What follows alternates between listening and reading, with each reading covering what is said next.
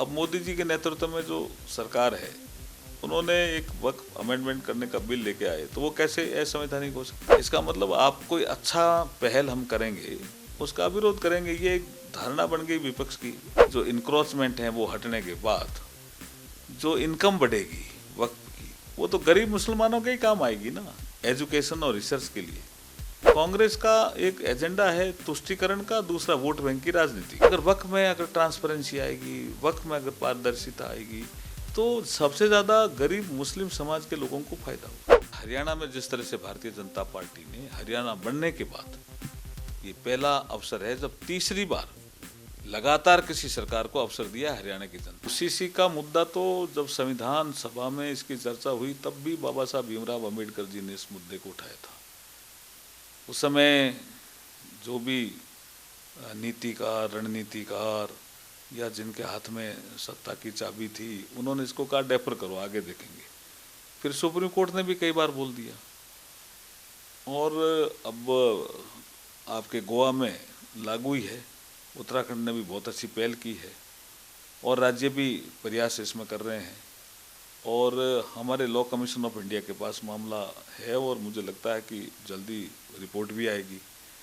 तो इस दिशा में भारतीय जनता पार्टी ने जब अभी चुनाव लड़ा 2024 का, तो उन्होंने अपने घोषणा पत्र में, हमने अपने घोषणा पत्र में भी डाला है इसको। उन्होंने कई बार संशोधन किया, पार्लियामेंट के द्वारा ही किया ना, जब वो सत्ता में थे तब तो ये असंवैधानिक नहीं था।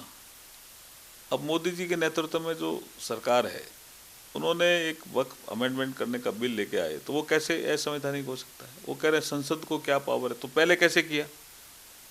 इसका मतलब आप कोई अच्छा पहल हम करेंगे, उसका विरोध करेंगे, ये एक धारणा बन गई विपक्ष की। लेकिन ये बताइए कि वक्फ की जमीन और उस पे अगर कोई ढंग से सर्वे होने के बाद जो इंक्रोचमेंट है वो हटने के बाद जो इनकम बढ़ेगी वक्फ की, वो तो गरीब मुसलमानों के ही काम आएगी ना, एजुकेशन और रिसर्च के लिए। तो फायदा ही होगा मुस्लिम समाज को, और अधिकतर मुस्लिम समाज कह रहा है कि हमें फायदा होगा। कांग्रेस के कई नेता कह रहे हैं कि इसके माध्यम वो तो वोट बैंक की राजनीति कर रहे हैं ना। का कहना है कि कब्रिस्तान और उनके और नहीं, वो वोट बैंक की राजनीति कर रहे हैं। कांग्रेस का एक एजेंडा है तुष्टीकरण का, दूसरा वोट बैंक की राजनीति का। उसको टोटलिटी में सोचना चाहिए, न्याय के हिसाब से सोचना चाहिए। मुस्लिम समाज के जो गरीब लोग हैं, वक्फ बनता काहे के लिए है? गरीबों के कल्याण के लिए।